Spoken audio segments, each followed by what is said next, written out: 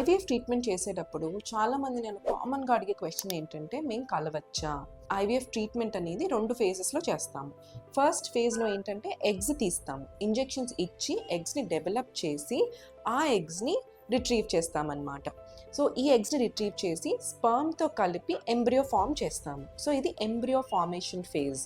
దీంట్లో జనరలీ కలవడం అవాయిడ్ చేస్తే బెటర్ అంటాము. ఎందుకంటే ఈ ఫేజ్లో మనం ఓవరీస్ని పెంచుతున్నాము. సో ఈ టైంలో మీరు కలిస్తే ఓవరీస్ మీద ప్రెషర్ వచ్చి టార్షన్ అయ్యి పెయిన్ వచ్చి లేదా మీకు అక్యూట్గా అబ్డామినల్ పెయిన్ వచ్చి లాప్రోస్కోపీ చేయాల్సిన అవసరం పడవచ్చు. సో ఎంబ్రియో ఫార్మేషన్ ఫేజ్లో మీరు కలవకపోతేనే బెటర్, ఓవరీస్ మీద ప్రెషర్ పడకుండా ఉంటుంది. సెకండ్ ఫేజ్ అనేది ఎంబ్రియో ట్రాన్స్ఫర్ ఫేజ్. అంటే ఇందాక చెప్పినట్టు ఎంబ్రియోస్ ఫామ్ చేశాం కదా, ఈ ఎంబ్రియోస్ని యూట్రస్లో వేయడం అనమాట.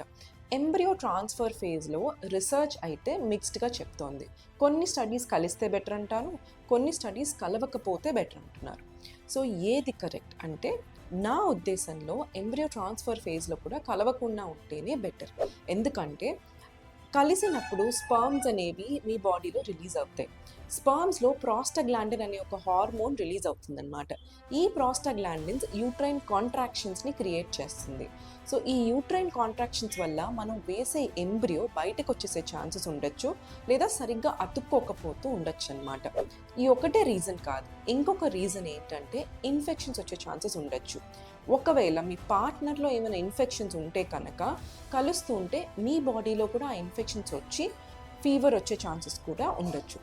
జనరలీ ఎంబ్రియో ట్రాన్స్ఫర్ చేసేటప్పుడు ఇన్ఫెక్షన్స్ రాకుండా ఉంటేనే బెటర్ అనమాట.